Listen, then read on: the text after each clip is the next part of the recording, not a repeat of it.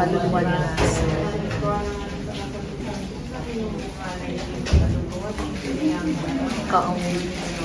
Patawarin ng kaluluwa ni Nasir. Ay po, magsisimula na po ang misa. Kanina po may padasal. Andyan na po si Father, naghahanda na. At meron po tayong choir dito. Galing pa po sa Taguig. Ang ating choir, ay nako, ang daming tao. Magsisimula na po ang Mass. Kasi tayo po ang lahat. In the presence of the Lord, we will serve Him for the rest of our days. We will serve Him with the highest of praise. We'll be His witness no matter the cost. We'll be His beacon, His light to the lost. We will serve the Lord our God for the rest of our days.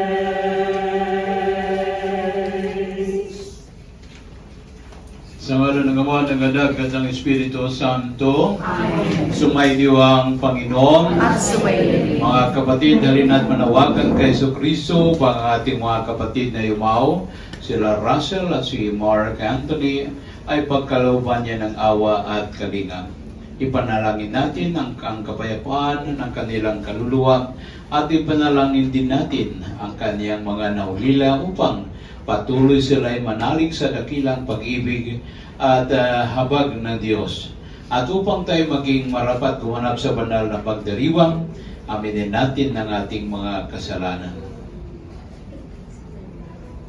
Panginoong Yesus, sa paghahay mo yung buhay para sa lahat, ipinamalas mo pagmamalasakit at paglingap.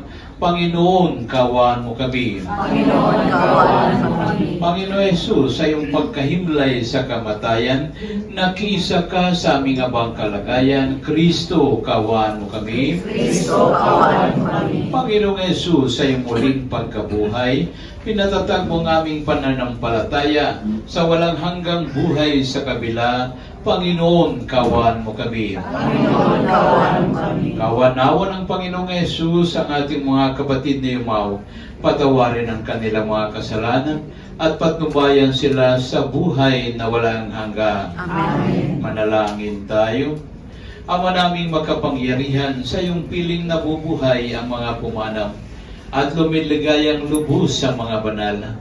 Pakundangan mo ang aming mga kahilingan upang ang iyong lingkod na si Russell na hindi na masisikatan ng araw at buwan ay masilayan lagi ng kasiyasiyang liwanag mo kailanman sa pamagitan ng Jesucristo kasama ng Espiritu Santo magpasawalang hanggan. Amen. Magsibong lahat upang makinig sa pagpapahayag ng salita ng Diyos.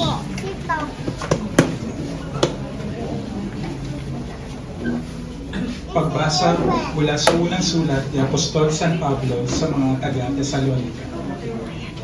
Mga kapatid, hindi na kailangang isulat ko pa sa inyo kung kailan magaganap ang mga bagay na ito, sapagkat alam na ninyo ang pagdating ng araw ng Panginoon ay tulad sa pagdating ng magnanakaw. Kapag sinasabi ng mga tao, tiwasay at panatag ang lahat, biglang darating ang kapahamakan. Hindi sila makaiiwas sapagkat ang pagdating nito'y tulad ng pagsumpong ng pagdaramdam ng babaeng manganganak. Ngunit, hindi kayo nabubuhay sa kadiliman, mga kapatid, kaya't hindi kayo mabibigla sa araw na iyon na darating na parang magnanakaw. Kayong lahat ay kabilang sa panig ng kaliwanagan, sa panig ng araw, hindi sa panig ng kadiliman o gabi. Kaya nga, kailangan tayo ay manatiling gising, laging handa, at malinaw ang isip, di tulad ng iba.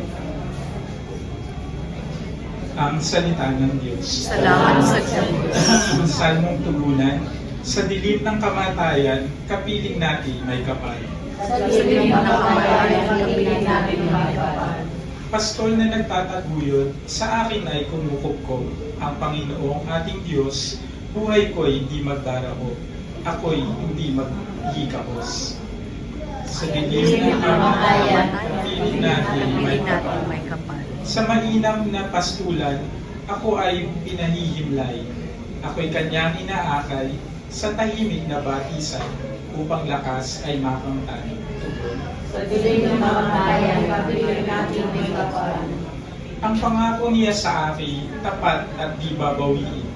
Ako'y kanyang aakayin sa matuwid na landasin. Hahawian niya ang dilim. Tugon. Sa dilim ng kamatayan, kapiling natin may kapal. Hindi ako nangangamba kapag ikaw ay kasama. Ang tungkod mo, ang panangga, Panginoon ko, sa tuwina walang ikababalisa. Tugon. Sa dilim ng kamatayan, kapiling natin may kapal. Magsitayo po.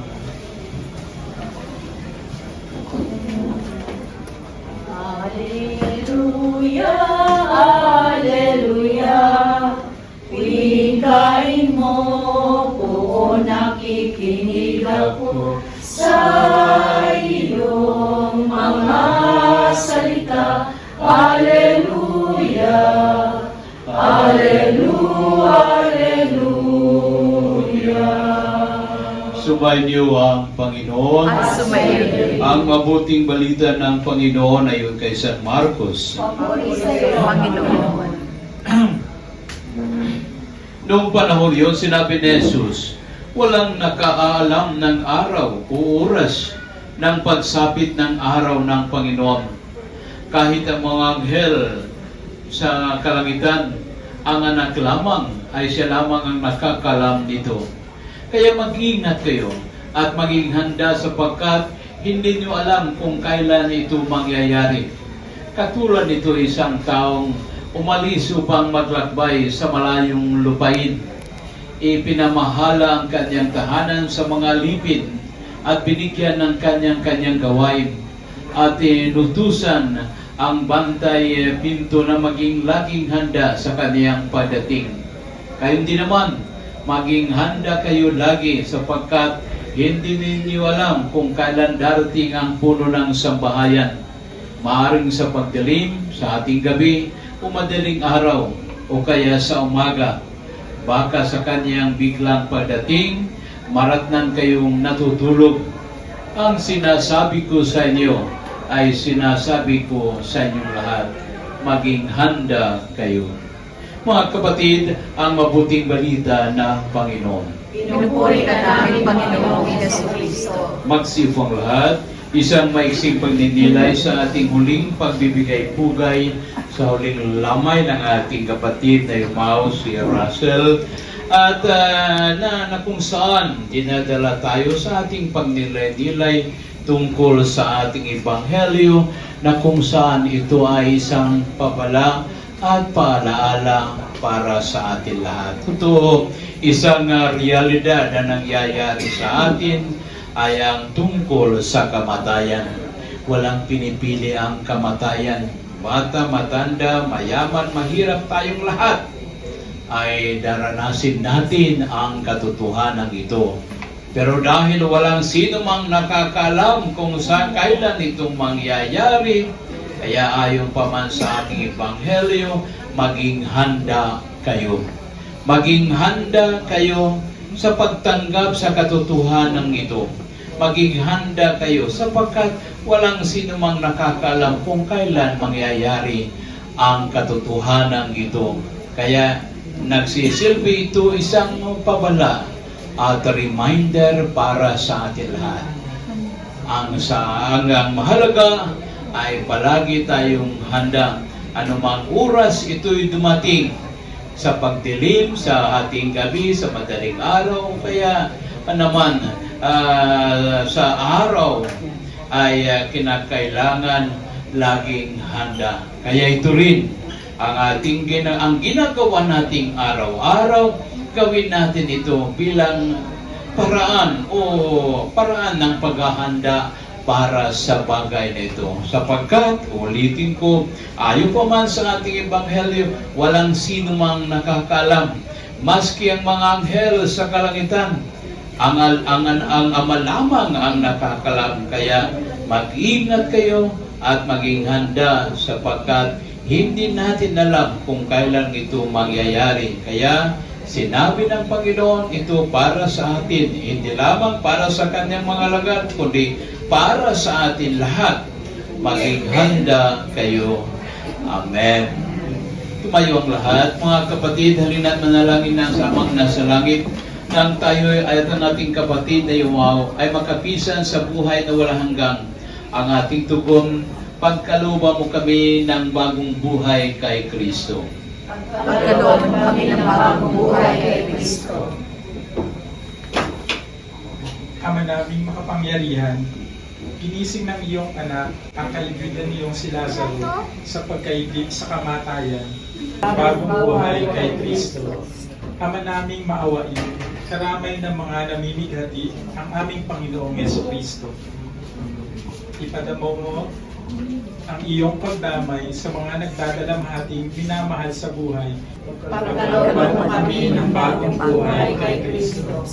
Ama naming tagapagligtas, sinagip mo kami para sa buhay na walang hanggan. Alalayan mo ang nawawalan ng pag-asa upang sila ay makasampalataya sa muling pagkabuhay ng iyong anak. Kami dumadalangin. Pagkalooban kami ng bagong buhay kay Kristo. Inapay anak mula sa puting ng trigo, pagkain ng binigay ng buhay mo. At alam anak mula sa isang tangkay na hugas, inumin nagbibigay lakas. Kunin at tanggapin ang alay na ito, mga biyayang nagmula sa pagpapala mo. Tandaan ang bawat puso, pagkainibig mo. Ngayon'y nananalig, nagmamahal sa'yo. Tumayo ang lahat. Manalangin kayo mga kapatid upang ang paghain natin ay kalugdan ng Diyos sa mga makapangyarihan. Tanggapin naman ng Panginoon itong pagkain sa iyong mga kamay, sa kapangyarihan at karangalan sa ating kapakinabangan sa buong sambayanan ng iyong banal. Awa naming lumikay pagkaking dugo ng bago at walang hanggang tipan. Ang aking dugo na ibubuhos para sa inyo at para sa lahat sa ikapagpapatawad ng mga kasalanan. Gawin ninyo ito sa pag-alala sa akin.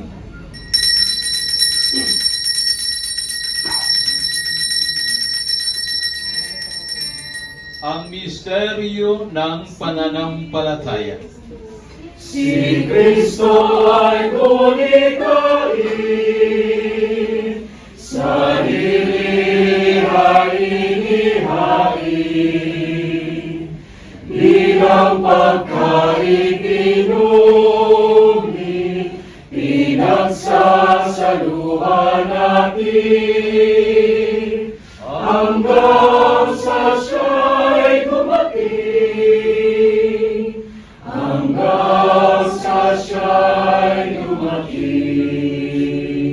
Ang mga ginagawa namin ngayon ang pag-alala sa pagkamatay at muling pagkabuhay ng inyong anak.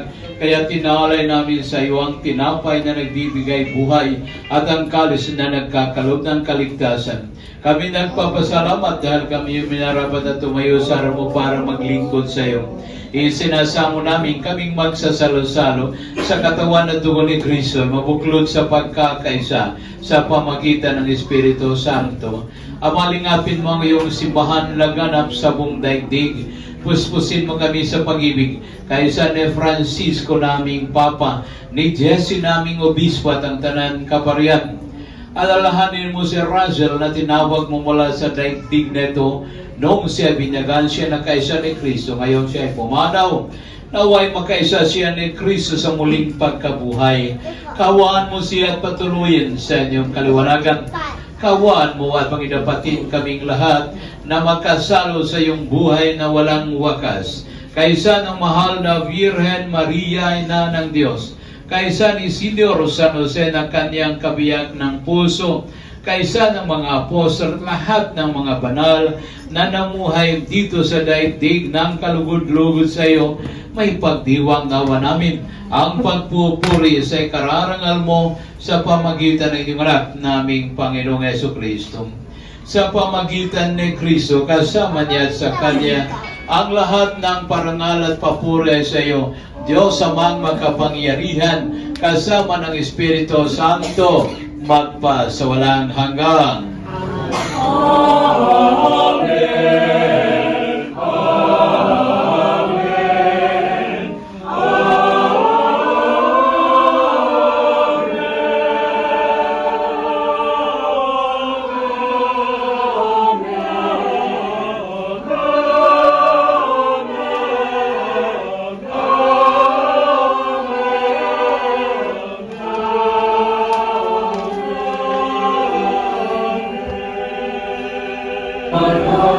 Maraming sumasalangit ka, sambahin ang ngalan mo. Mapasa amin ang kaharian mo, sundin ang loob mo. Dito sa lupa para lang sa langit, bigyan mo po kami ngayon ng aming kakanin sa araw-araw at pagkawain mo kami sa aming mga sala. Para ng pagpapatawad namin sa nagkakasala sa amin. At huwag mo kaming ipahintulot sa tukso. At iadya mo kami sa lahat ng masama. Hiniling namin kami Diyos sa lahat ng masama, pagkaluban ng kapayapaan araw-araw. Iligtas sa kasalanan, ilayo sa lahat ng kapamakan, samantalang aming pinanabikan ang dakilang araw ng pagpapahayag ng tagapagligtas namin sa Jesucristo.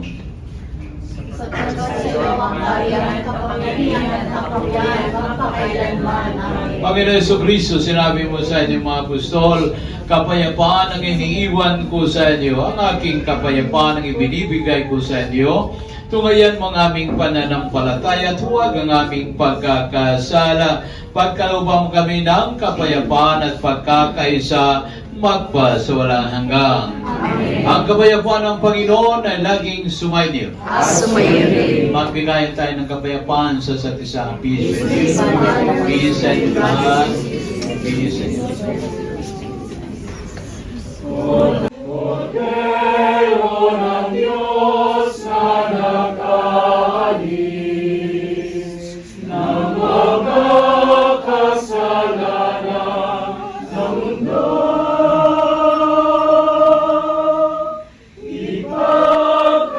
ipagkaloob mo sa amin ang kapayapaan.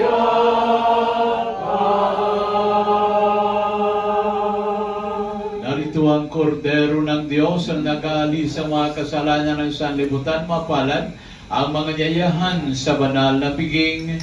Panginoon, di barapat dapat magpatuloy sa iyo, ngunit sa isang salitang lamang ay gagaling na ako.